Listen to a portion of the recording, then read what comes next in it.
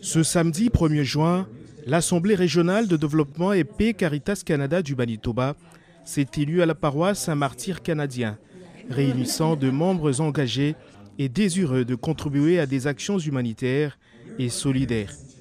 Cette activité a permis aux nouveaux membres de mieux comprendre la vision, la mission et les valeurs de développement et paix, renforçant ainsi leur engagement envers cette cause. Comme l'a dit ici Jason Segalé, animateur de développement et paix du Manitoba et des Tundabay.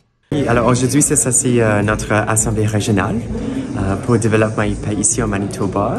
Et donc, c'est une tradition qu'on fait pour le développement et paix. Et donc, on rencontre tous les membres du développement et paix de la province ensemble pour célébrer, discuter, pour partager ensemble le travail qu'on a fait de façon locale, que ce soit au niveau de la paroisse, que ce soit au niveau des écoles, des universités, pour promouvoir le message de solidarité, ce qui est de développement et paix.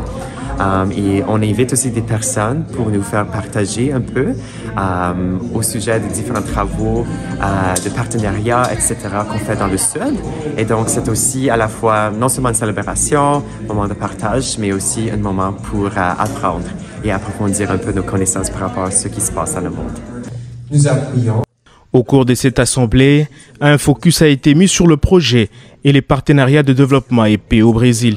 Anne-Catherine Kennedy, chargée de programme pour le Brésil, a partagé avec les participants le travail de défense et de préservation de l'Amazonie, mettant en lumière l'importance de soutenir le peuple et la culture de cette région essentielle pour la planète.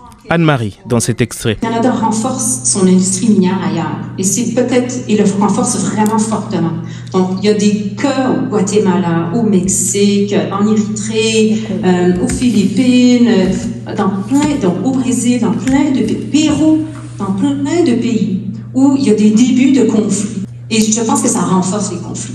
Moi, je pense que ça les renforce beaucoup. J'ai jamais lu là-dessus, mais moi, c'est ma réflexion personnelle, parce que j'ai vu tellement de cas où le Canada, l'ambassade, continuait de défendre quand c'était vraiment clair qu'il y avait eu des abus graves et que c'était gênant de continuer de défendre. Et l'ambassade et toute la diplomatie canadienne continuait de défendre. C'était trop, ça allait beaucoup trop loin.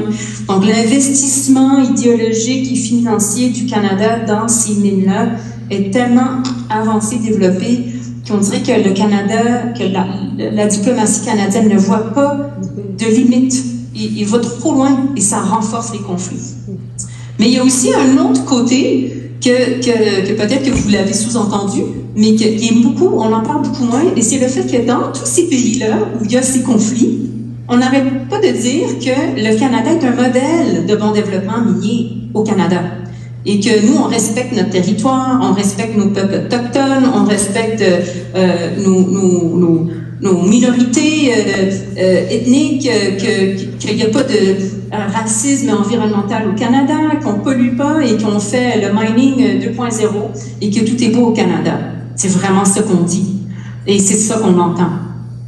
La diplomatie canadienne renforce ce message-là. Les minières canadiennes et autres dans ces pays-là ont avantage à renforcer ce message-là pour dire que si vous avez des problèmes dans vos pays, c'est parce que vous n'avez pas encore le bon code minier, vous n'avez pas encore des bonnes lois, c'est parce que vos gens sont primitifs et ils ne savent pas comment se comporter, qu'au Canada, nous, on n'a pas ces problèmes-là parce qu'on est décivilisés. Donc, on essaie de mettre la faute sur ces pays-là comme si c'était parce qu'ils sont pauvres qu'ils vivent ces problèmes-là. Et on cache que, premièrement, beaucoup des codes miniers qui existent dans ces pays-là ont été écrits ou grandement influencés par les minières canadiennes. Les participants ont également eu l'opportunité de se sensibiliser davantage aux réalités de communautés autochtones de l'Amazonie, en visionnant le documentaire poignant de Santiago Bertolino, Amazonie, à la rencontre de gardiens et des gardiennes de la forêt. Brigitte Wabiwa et Henri Dupuis en parlent. La première impression, c'est que vraiment, développement et paix est impliqué dans la lutte contre le réchauffement climatique. Le Canada est impliqué dans l'exploitation illégale des minerais et dans l'exploitation des jeunes. Bon, je voulais juste avoir un éclaircissement et savoir si cela s'avère vrai. C'est sûr que dans le cas du Canada est connu que ses ambassades défendent et prennent la défense et justifient les comportements, les actions, les décisions et les conséquences de tout ça de leurs entreprises minières, des entreprises minières qui sont canadiennes, à un niveau très avancé dans des conflits. Je trouve que c'est frappant, puis oui, je me sens honteux un peu que le Canada, surtout la façon pour toute la question des mines, puis le fait qu'on est lax là-dessus, dans le sens de défendre les droits humains, les respecter. On les respecte ici, mais le modèle, c'est pas le même modèle qu'on fait à travers du monde. Ça me déçoit beaucoup de notre pays. On devrait avoir le même modèle qu'on a ici pour les mines dans les autres pays, parce que les gens sont tous à un niveau égal. Rachel Oumé, Isaac Kaboua et Pierre Courchen sont satisfaits des travaux réalisés par Développement EP. J'ai trouvé le programme très chargé, très riche, une variété d'intervenants qui sont venus nous parler à propos du Développement EP. Très contente avec le déroulement. Je dois féliciter Jason Segali qui a conçu toute la journée, et puis Henri Dupuis aussi, qui est sur l'Amazonie. Et c'est un film très intéressant parce qu'il touche à tous les projets que Développement EP croit dedans.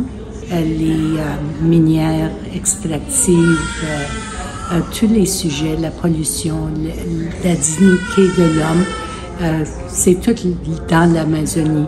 Et puis, en tout cas, j'ai trouvé c'était une bonne journée, très bonne journée. C'était un grand sentiment de participer à l'Assemblée régionale, surtout parce que c'est un moment de réflexion, de voir ce qui a été, on a accompli durant l'année, et surtout nos actions dans les pays du Sud, surtout celle de soutenir et de soulever la voix des autochtones et les personnes marginalisées. C'est toujours très éducationnel. On apprend plus au sujet des pays du Sud et les situations à laquelle ils font face.